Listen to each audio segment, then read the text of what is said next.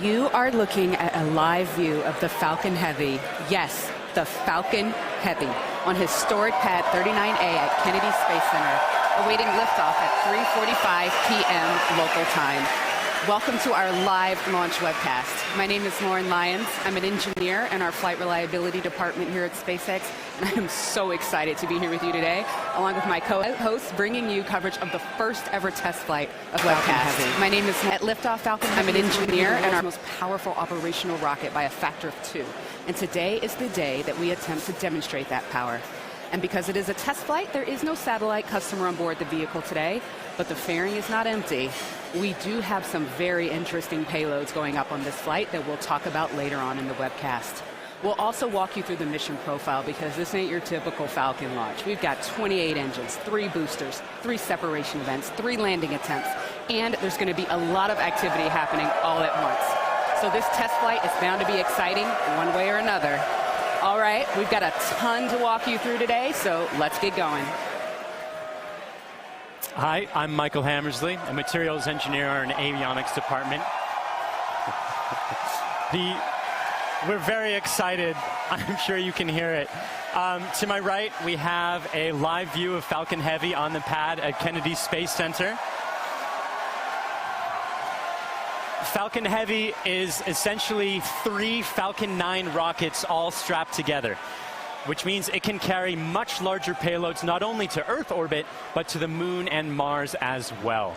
So like Falcon 9, Falcon Heavy is a 2-stage launch vehicle. The big difference is that the first stage in Falcon Heavy is comprised of much larger payloads not only to Earth orbit. Now, each one of these 3 cores has 9 M1D engines, making for a total of 27 engines overall. Altogether, those engines produce 5 million pounds of thrust, which is equal to 18 747s at takeoff. In fact, the engines are producing so much power that we don't run them at full thrust all at once. So during ascent, Falcon Heavy will throttle its thrust up and down in both the side and the center cores in order to balance the aerodynamic and structural loads on the vehicle. So about halfway through the first stage's burn, the 2 side boosters will separate and come back to Earth for a simultaneous landing at Cape Canaveral Air Force Station. More about that a bit later.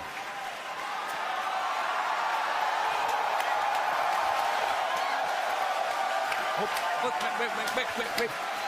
At that point, the mission proceeds very much like a standard Falcon 9 flight.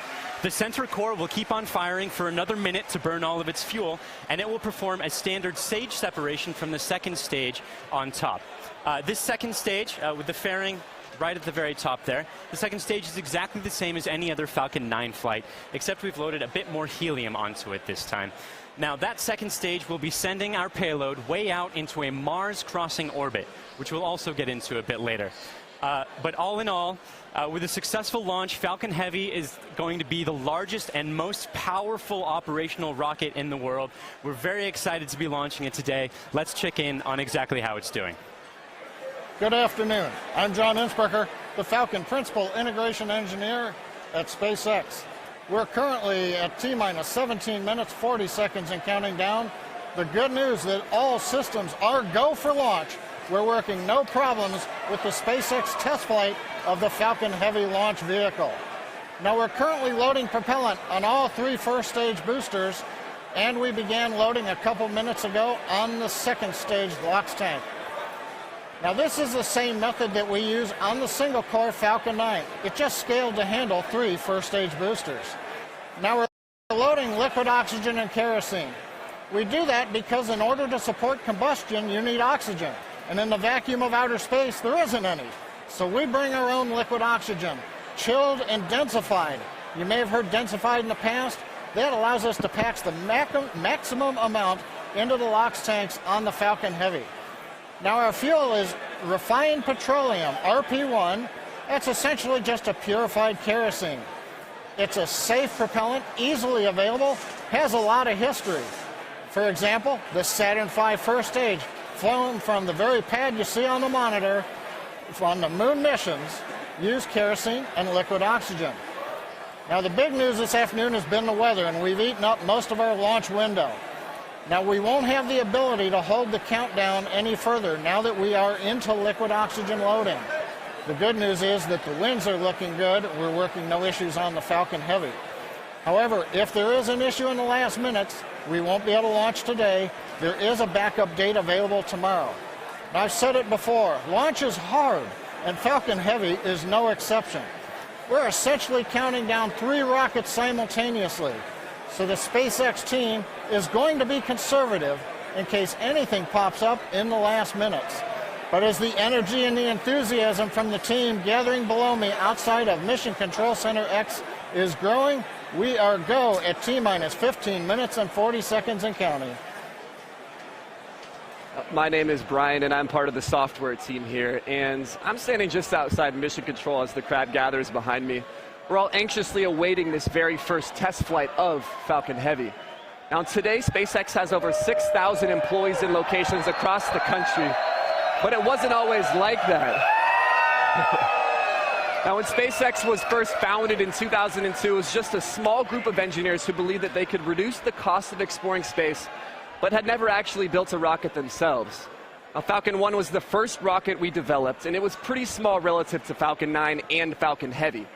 While the Falcon Heavy on the right of your screen is over 230 feet tall, Falcon 1 stood only about 70 feet tall and could only carry about half a ton to orbit. However, despite its small size, Falcon 1 served a very large purpose. It was our roadmap to using modern technologies to engineer a vehicle that was not just more reliable, but was less expensive than alternatives. Now, we had 3 test flights of the Falcon 1 before we found success. But on that 4th Falcon 1 flight, it became the first privately developed liquid-fueled rocket to reach Earth orbit. Now, fast forward to today, and SpaceX has had 49 successful rocket launches. We have recovered 21 first stages, and we have reflown 6 of those. We have had 14 Dragon launches and have successfully reused the spacecraft as well. Now, our next step on this journey is just minutes from now, when we'll attempt the first test flight of our heavy lift launch vehicle. Now, there have been many challenges along this long road, and it has not been easy. But no matter what happens today, it has all been worth it. Now, one of the many challenges we're hoping to overcome with this test flight is the recovery of all 3 cores of the Falcon Heavy first stage. Although we have demonstrated success with the recovery of a single core, 3 is on a whole nother level. So let's check in with Michael to get an overview of what that story may look like.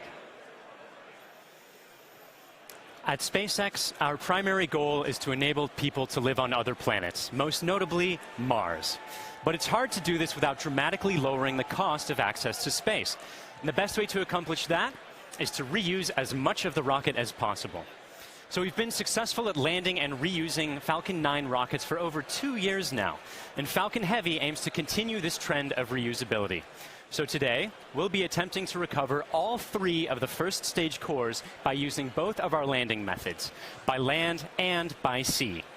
So the side boosters have actually been used before on missions TICOM 8 and CRS 9. And at the time of booster separation, during ascent, the side cores will still be going slowly enough to turn around.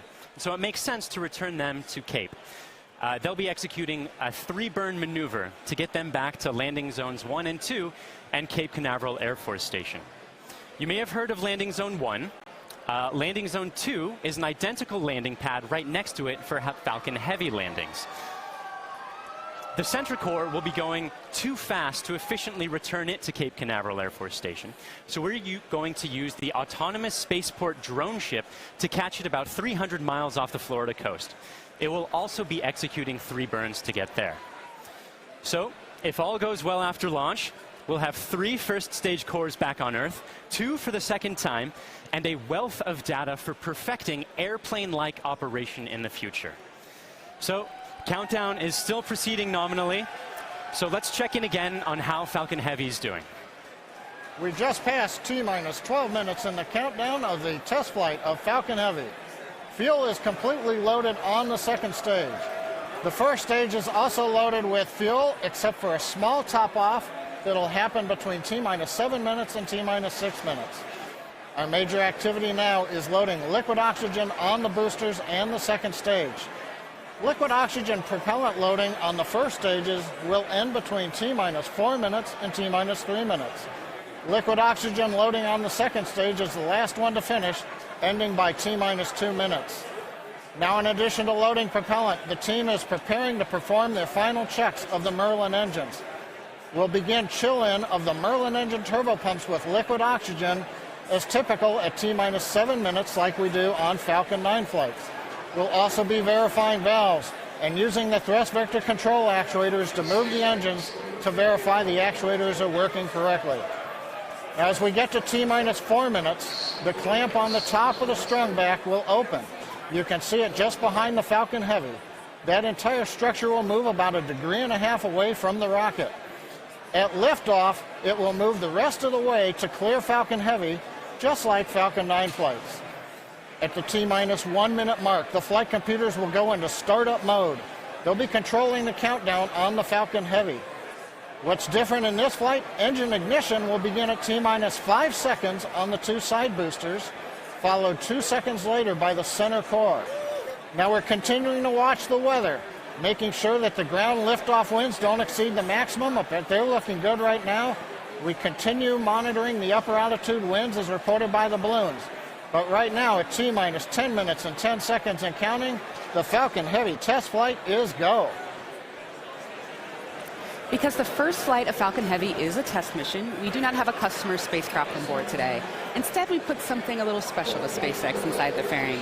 Now, more often than not, on the first flight of a new rocket, engineers will choose to fly a mass simulator, which is basically a heavy object of some sort to simulate the dynamics of flying a payload, but with little consequence if the mission doesn't work out exactly as planned. And as many of you already know, we have opted to have a little fun with our mass simulator. Stacked inside the fairing is Elon's cherry red Tesla Roadster, and inside of it, a passenger. His name is Starman, but don't worry, he's not human. But he is donning the SpaceX-designed spacesuit that our human astronauts will be wearing on Crew Dragon. And if all goes well today, we hope to get some live views of it as it makes its way into space. Now, in addition to the Roadster, you might also catch a glimpse of a smaller passenger, which is a tiny little Hot Wheel Roadster carrying a tiny little Starman, which is a little Easter egg for today's mission, so keep your eyes peeled for that. But those are not the only payloads we're flying today. Secured inside the Roadster is another really special passenger called an ARC. An ARC is a 5D laser optical quartz storage device, which is essentially a high-tech, high-data storage unit that can survive in the harsh environment of space. It's built by the ARC Mission Foundation, which is an organization whose purpose is to store libraries of human knowledge and data on these devices and send them off into space with interplanetary travelers, thus preserving human achievements well beyond Earth. On the ARC that's being launched today, the Foundation has stored Isaac Asimov's classic sci-fi series, The Foundation Trilogy, which was the original inspiration for the ARC mission. And given that making humanity a multiplanetary species is the core purpose of SpaceX, launching an ARC on this mission just seemed fitting. And last but certainly not least, a little something special for our hardworking SpaceX team. Mounted on the payload attach fitting, which is the structure that holds the Roadster onto the second stage, there's a plaque on which the names of over 6,000 of our SpaceX employees are engraved. The work that goes into designing, building, testing, and launching a vehicle of this sort is no small feat. And we are super excited to be a part of the Roadster's billion-year journey through the solar system. Now, as Lauren just mentioned, if all goes well today, Falcon Heavy will put the Roadster on board into an Earth-Mars orbit around the sun on a journey that could last for 1 billion years. Now, on a universal scale, this means that the Roadster will be tracing the shape of an ellipse with the sun at one of its fixed points, or one of its foci. Now, we call this heliocentric because it is sun-centered. The outermost distance on that same ellipse will intersect the path that Mars takes while it is on its own journey around the sun. That's quite far away. That will reach a maximum distance from Earth of over 400 million kilometers. In Earth terms, that's about the same as a trip around the equator 10,000 times. Now, during its journey, the Roadster will also reach a maximum velocity of nearly 40,000 kilometers per hour, or about 20 times faster than a speeding bullet. Now, as we said, it should stay up in orbit around the sun for about 1 billion years, and it's a very long, exciting road ahead, and we are thrilled to be able to take the first steps on that journey just 5 minutes from now.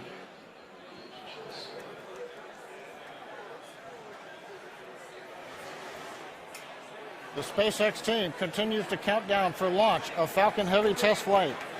Now, once we light the engines, Falcon Heavy will check the power on all 27 Merlin engines, a critical period in the go-no-go for launch. It'll then command release from the ground hold downs. 40 seconds into flight, we'll decrease power on the two side boosters in preparation for maximum aerodynamic loads on the vehicle. Once we get through this period, Falcon Heavy will throttle back up to full power on the side boosters. About half a minute later, we will again throttle down the two side boosters. This time we're decreasing the forces on the rocket structure. At this point in flight, the vehicle is much lighter, having burned off much of the propellant, but we are increasing thrust. 2.5 minutes into flight, we'll fully turn off the side boosters, an event called BECO, Booster Engine Cutoff. At this point, the pneumatic separation system on the center core will unlock the two side boosters and push them away. The side boosters will disconnect first at the top of the center core, then milliseconds later from the bottom, so they'll actually rotate away from the center core slightly. Once the side boosters are clear, the center core will throttle up to full power and burn for another 25 seconds. Finally, at just past 3 minutes after liftoff, the center core will shut down, an event called MECO, Main Engine Cutoff, and the second stage will separate. From this point on, it's like a Falcon 9 mission. The fairing will separate, the MVAC-D upper stage engine fires, eventually sending the stage and payload out into the solar system to orbit around the sun. So that gives you a feel for the sequence of events we're planning on today's flight. So now, at T-minus 4 minutes 45 seconds and counting, let's witness the test flight of Falcon Heavy.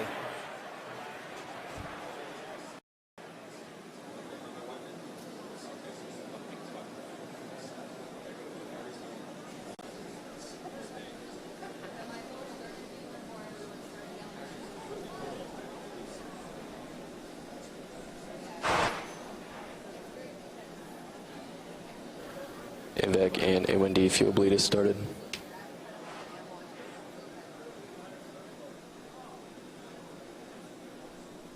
Safety crate alarms are open. Throttling to close up.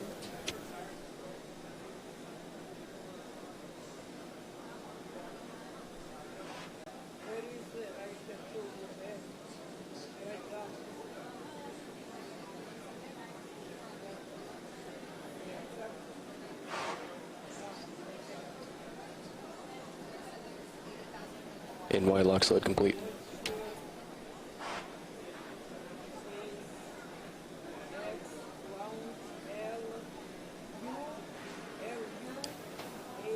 PY lock sled throttling to close up. PY lock sled complete.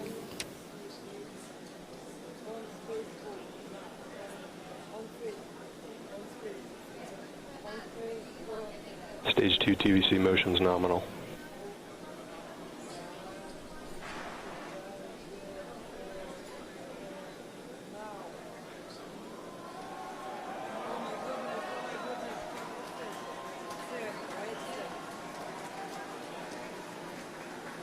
BOGO bleed verification. Center core lock sled complete. Strombeck lower has ended. Strombeck's at 88.2 degrees.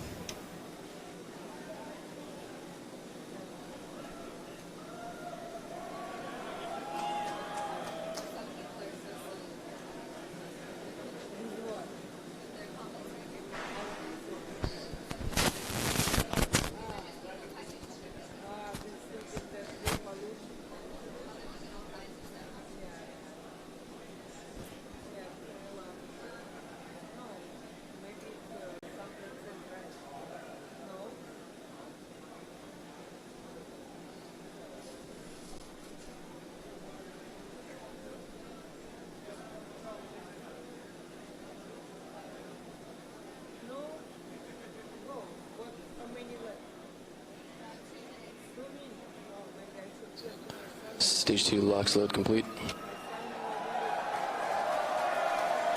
Falcon Heavy prop load is complete.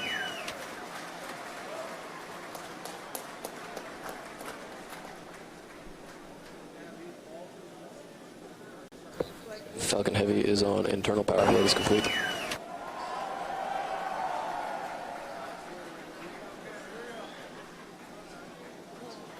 Vehicles in self-align. Ground gas close as it started. Falcon Heavy gas loads are complete. And self-align. Ground. M1D fuel bleed complete.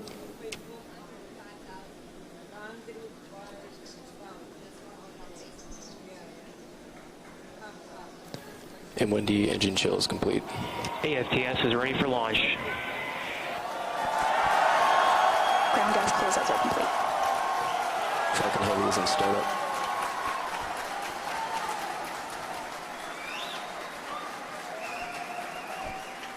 Stage 2 pressing for flight.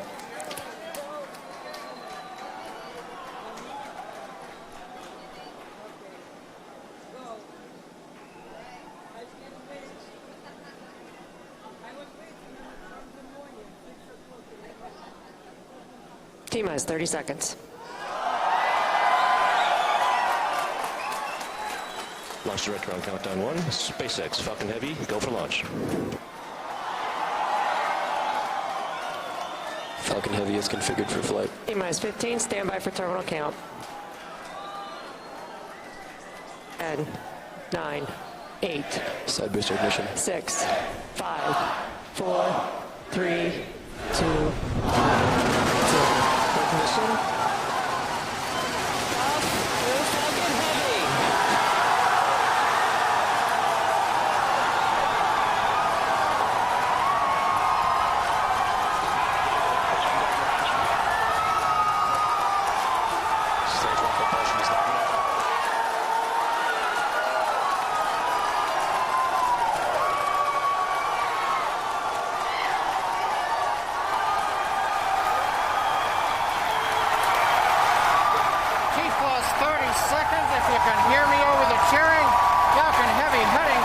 On our test flight, building on the history of Saturn V Apollo, returning pad 39A to interplanetary mission. We're getting ready to throttle down to a max Q.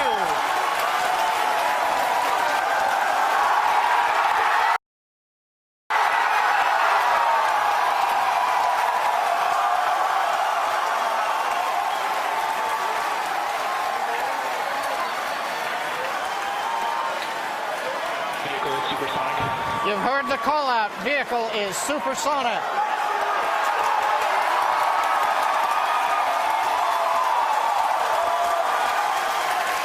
Side boosters are now throttling back up to full power. Vehicle has reached maximum dynamic pressure. We're past max Q, the period of maximum loads on the vehicle. Next up, we'll be waiting for the side boosters to begin to throttle down prior to booster engine cutoff and separation 2.5 minutes into flight.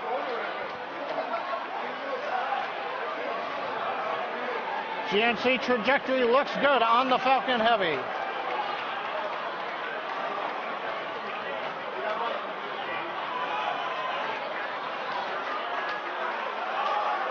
Reports show that the M1D engine performance is nominal. Contact engine says begun. Side boosters have begun to throttle down in preparation for the upcoming shutdown in 20 seconds.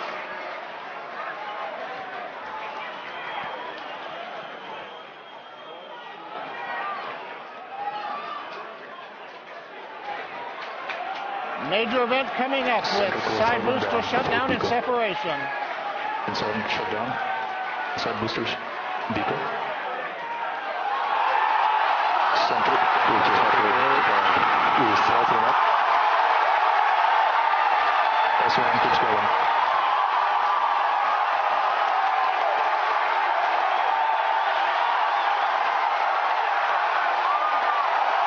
Still booster baseball started.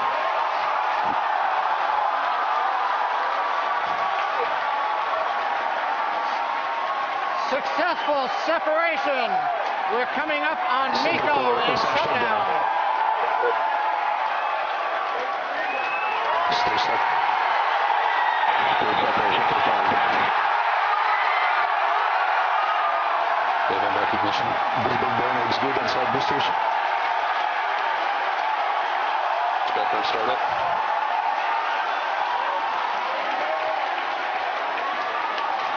Coming up on fairing separation. Center core side engines on fire, also look good.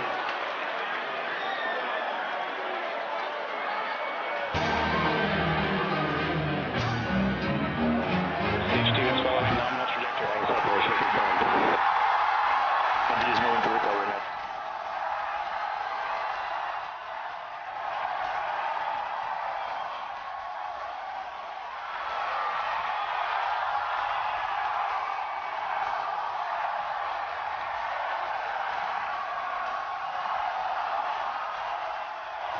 Side booster, boost back, shut down. Center core, boost back burn, shut down.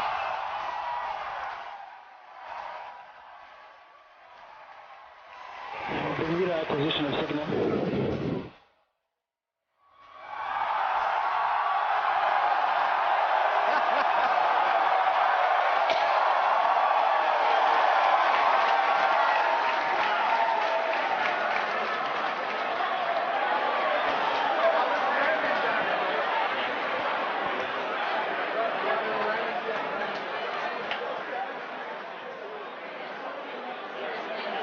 Wow.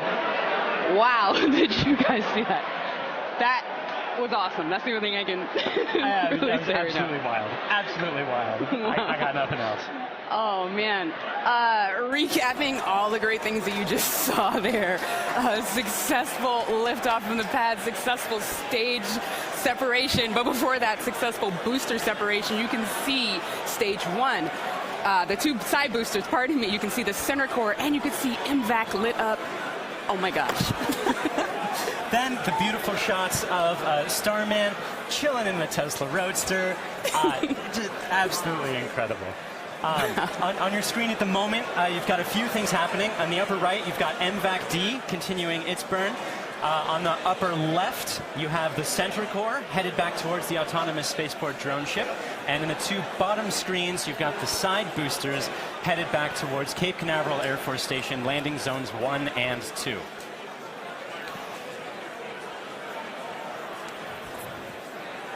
The next step coming up for the side boosters and the center booster is the re-entry burn.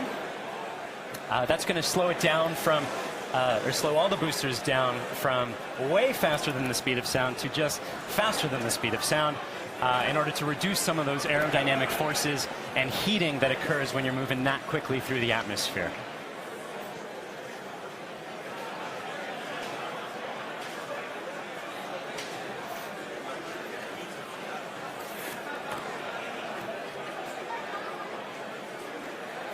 And as you can see on your screen, that re-entry burn for those two side boosters has begun.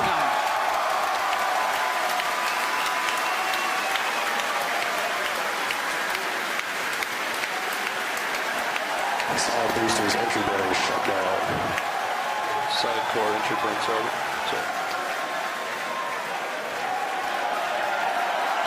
The center core in the upper left of your screen performing its own re-entry burn. You can see the edge of Cape Canaveral in both of the side booster cameras as those are coming in. PY and NY side boosters have saved. Center core entry burn shutdown. And even though those look very similar, those two boosters' views, those are actually representing different boosters. And they're heading towards Earth. They're about to begin their landing burns. We'll hopefully be able to bring you nice footage of that. Both side boosters transonic. And watch for the landing legs deploy at the tail end of that landing burn.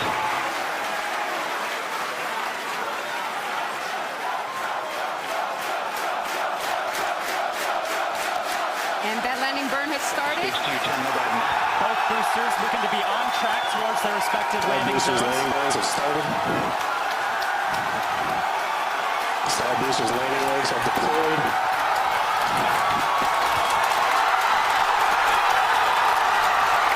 And the Falcons have landed. LZ1, LZ2, both side boosters have touchdown. Landing operators move on to 11.1, recovery 1 and recovery 2.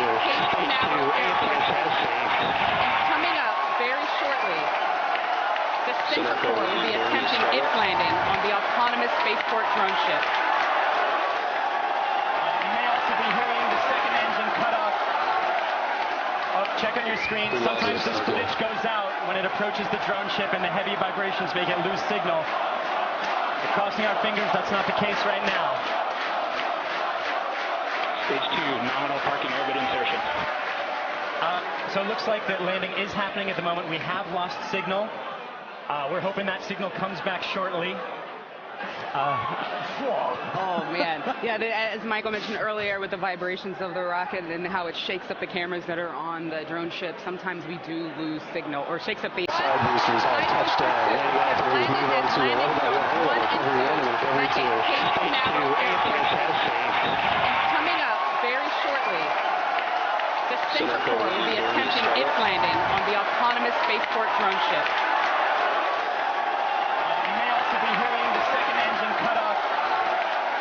Oh, check on your screen. Sometimes this footage goes out when it approaches the drone ship and the heavy vibrations make it lose signal. Crossing our fingers, that's not the case right now. Stage 2, nominal parking orbit insertion. So it looks like that landing is happening at the moment. We have lost signal. We're hoping that signal comes back shortly. Oh, man. Yeah, as Michael mentioned earlier with the vibrations of the rocket and how it shakes up the cameras that are on the drone ship, sometimes we do lose signal, or shakes up the antennas.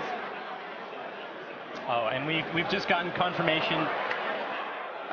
Oh. We're waiting to hear what happens, and so we're listening in, and we're still waiting to hear. We'll let you know as soon as we find out. You'll know. People are cheering, but we'll get the call and know hopefully very, very soon how that Center Corps is doing, whether it's standing up proud on that drone ship or not. Meanwhile, other two landings. those were absolutely gorgeous. Meanwhile, the second stage is continuing its trajectory towards Mars. It's all looking good there. John Ike, come give us a recap of the full mission. He stands. Well, if you could hear all that cheering, it was an outstanding test flight of the Falcon Heavy.